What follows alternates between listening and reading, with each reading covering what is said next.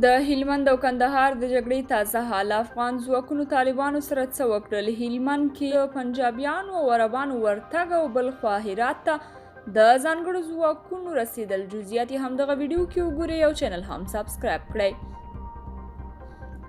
د افغانستان د وسلوال پوځ ویان جنرال عمر شینواری وایي افغان پوځ لا څه د وتلو سیمو د نیولو لپاره پراخ عملیات پیل کړي دي چې او ژر به روان وضعیت کې تغییر راشي. نوموړي نن یکشنبه په کابل کې خبریالانو ته وویل چې په هرات، هلمند او کندهار ولایتونو کې د وسلوالو طالبانو د پرمختګ مخه نیول شوې ده. هغه وویل د وسلوال پوځ ټولو منصوبینو په دغو درې ولایتونو کې لوړه درجه جګړیز احضارات نیولي دي.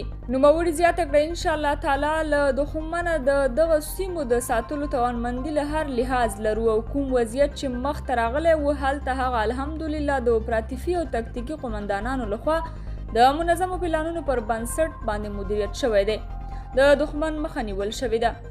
بلخوا لښکرګاه کې د افغان ځواکونو او طالبانو لخوا سخته جګړه روانه ده. سیمه ییزې سرچینې وایي د طالبانو په لیکو کې بهرنۍ مجهز جنګیالیان یې لیدلي دي چې په نوو لنډ کروزرونو کې ښکته پورته کیږي خو له هیچ چا سره خبرې نه کوي. ایران انټرنیشنل خبر ورکړی چې دا بهرني جنګیالي یوازې طالبانو ته نظامي مشورې ورکوي او یو شمیر یې عربان او بل شمیر یې پاکستانیان ښودل شوي دي.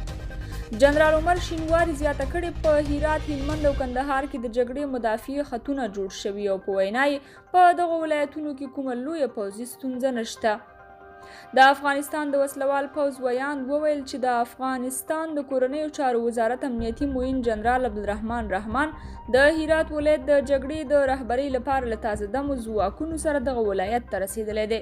د هغه په خبره افغان امنیتي او دفاعي ځواکونو تېره اونۍ د طالبانو پر ضد شاوخوا 221 پوځي عملیات ترسره کړي چې په دې لړ کې 1323 وسلوال طالبان وژل شوي، 700 ټپیان شوي او 132 نور ژوندي نیول شوي. جنرال عمر شینواری همدارنګه وویل چې د ګمرکونو له لاسه وتلو ولسوالیو او سرحدي سیمو د بیرته نیولو لپاره عملیات روان دي. قدرمنو کتونکو د یادې موضوع په اړه خپل نظریات راسره په کمنټونو کې شریک کړئ او د نورو ویډیوګانو لپاره مینه یوټیوب چینل هم سبسکرایب کړئ.